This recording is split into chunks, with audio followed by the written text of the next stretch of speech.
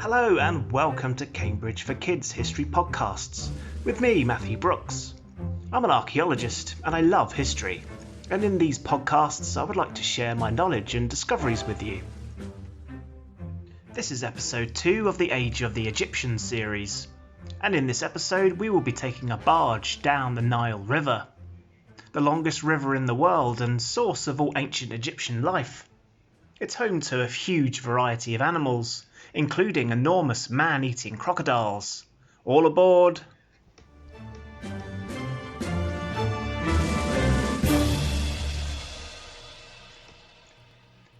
The Nile River is not only the longest river in Africa, but it's the longest river in the world.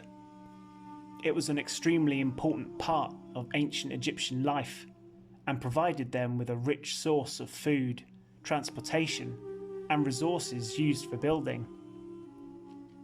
The Nile River is a massive 6,650 kilometres in length, and that's about 400 kilometres longer than the Amazon River, which is another huge river found in South America.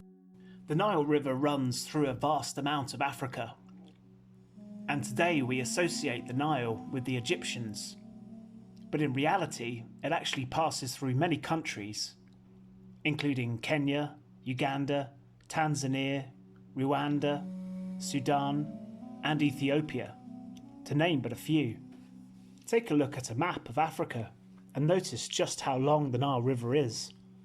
The river is made up by two smaller rivers, the White Nile, which originates at Lake Victoria, and the Blue Nile, which originates at Lake Tana in Ethiopia. These rivers meet in Sudan, a country south of Egypt, and then travels northward. The Nile River played a big part in ancient Egypt.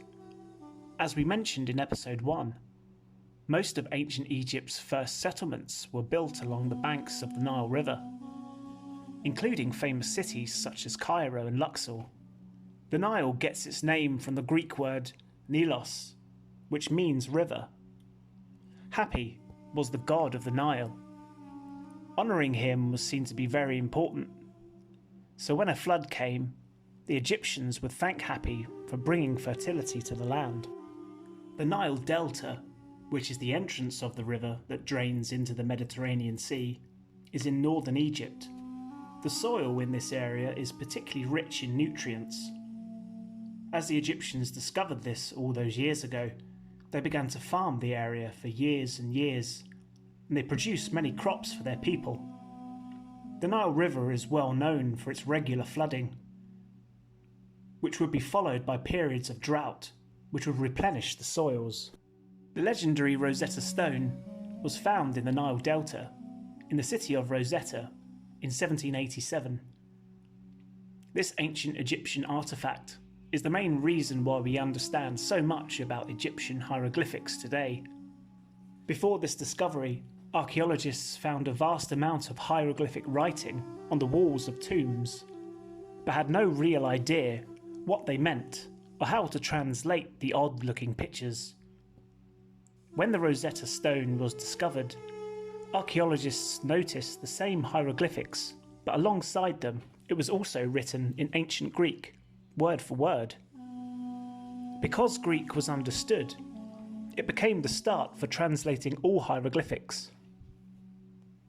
When they went back to the tombs, they could now change the hieroglyphics into ancient Greek, which would then be translated into any modern language for us to understand.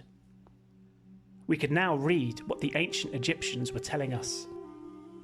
Without the Nile River, the ancient Egyptians could quite possibly have never become as dominant or have been one of the greatest civilizations in history. They would be dependent on it for future trading with other civilizations. The ancient Egyptians called the river Ar, which means black, because when its banks flooded, it left black deposits along the riverbanks. So important was this soil that the Egyptians would name it Gift of the Nile. The Nile was also, like today, full of animals like crocodiles.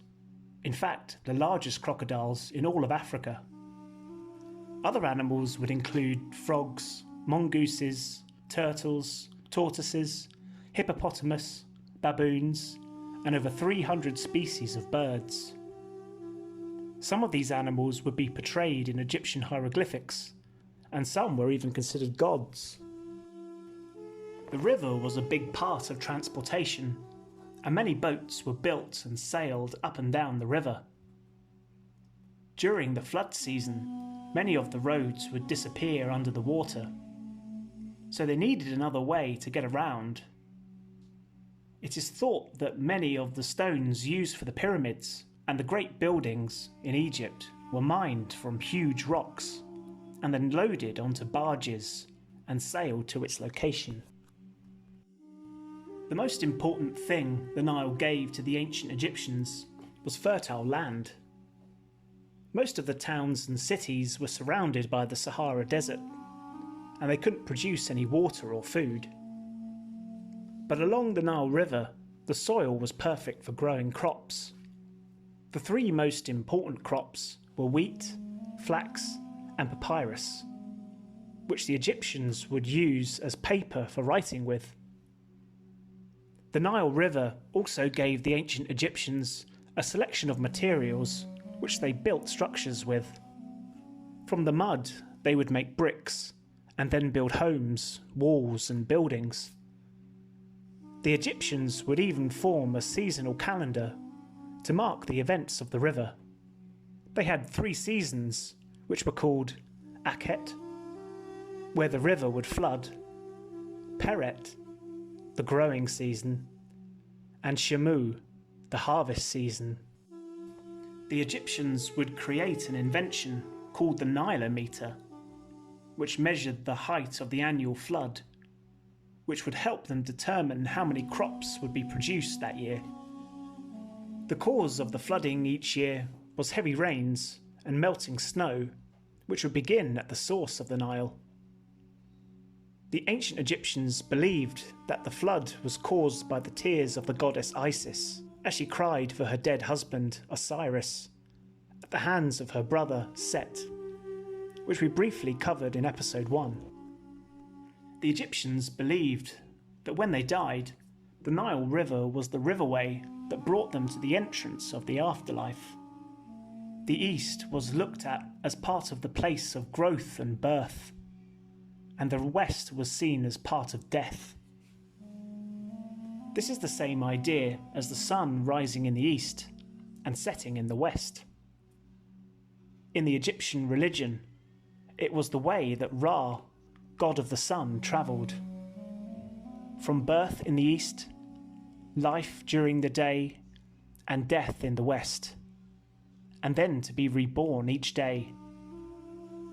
This is why all the burial tombs for the Egyptians are on the west side of the Nile.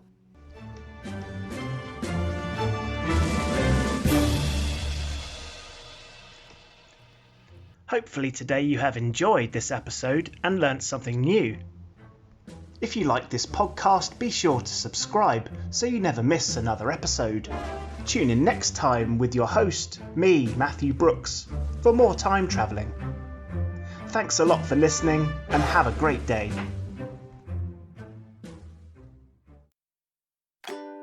Are you looking for high-quality, family-friendly podcasts? Shows that are safe for younger or more sensitive listeners?